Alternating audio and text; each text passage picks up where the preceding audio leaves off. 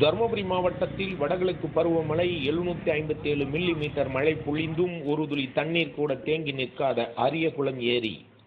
தருமபுரி அடுத்த அரியகுளம் கிருஷ்ணாபுரம் பகுதிக்கு உட்பட்டது அரியகுளம் ஏரி.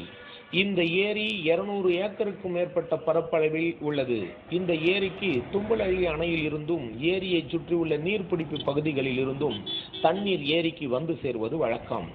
தருமபுரியிலிருந்து திருப்பத்தூர், வாணியம்பாடி, வேலூர், சென்னை உள்ளிட்ட ஊர்களுக்கு செல்லும் பயணிகள் 200 ஏக்கருக்கும் மேற்பட்ட பரப்பளவில் தண்ணீர் நிறைந்து கடல் போல் காட்சியளிக்கும் ஏரியின் ரம்மியமான அழகை பயணித்துவாறு கண்டுகளித்து செல்வார்கள்.